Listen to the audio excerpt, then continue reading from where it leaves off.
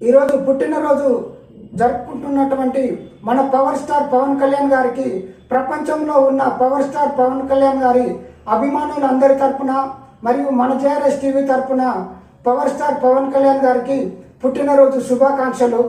మన power star Pawan Kalyan గారు మన అందరికీ ఎందుకు నచ్చుతారంటే, తను పడిలేచిన కెరటం లాంటి మనిషి, అపజయాల నుంచి విజయాల వైపు ప్రయాణించిన ఒక మహా మనిషి. అది సినిమా ఇండస్ట్రీ అయినా రాజకీయ రంగమైనా అతను ఒక పడిలేచిన కెరటం లాంటి మనిషి. అందుకనే పవర్ స్టార్ పవన్ కళ్యాణ్ గారు మనందరికీ నచ్చుతారు.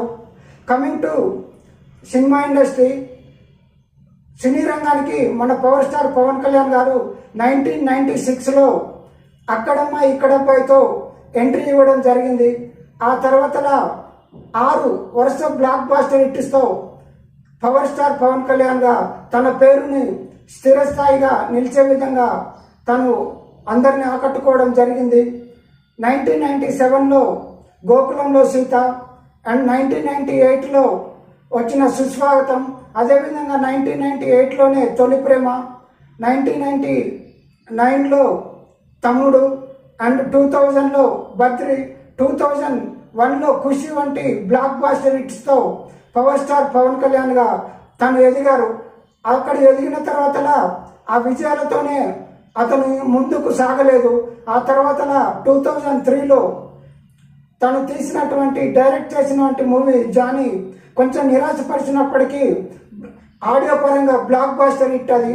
తర్వాత 2003 నుంచి 2008 వరకు, అంటే మినిమం ఒక 5 years వరకు ఎలాంటి హిట్స్ లేకుండా కూడా పవర్ స్టార్ పవన్ కళ్యాణ్ గారు తను తీసిన ప్రతి సినిమా తన యొక్క మేనరిజం, దర్శకులు కానీ సాహిత్య పరంగా ఆ మూవీస్ అన్ని కూడా బ్లాక్ బాస్టర్ హిట్స్. మీరందరూ ఒకసారి ఆ మూవీస్ 2003 నుంచి 2008 వరకు, జల్సా 2008లో జల్సా మూవీ రిలీజ్ అయింది. అప్పటి వరకు ఒక 5 years ఎలాంటి, అంటే తను అనుకున్నటువంటి విజయం సాధించకపోయినా కూడా సాహిత్య పరంగా అండ్ మ్యూజిక్ పరంగా ఆ మూవీస్ ఎంతో బ్లాక్ బాస్టర్ హిట్ అయ్యాయి.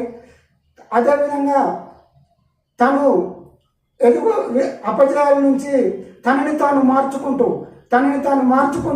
తాను ఎదిగిన విధానం అసాధారణమైనది.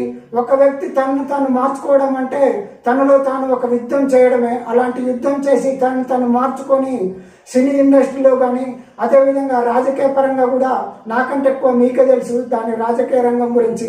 దాని గురించి నేను ఎక్కువ చెప్పను, కానీ ఒక మాట చెప్పాలి. రాజకీయ రంగంలో కూడా తాను అపజయాల నుంచి విజయం వరకు ఏ విధంగా ప్రయాణించారనేది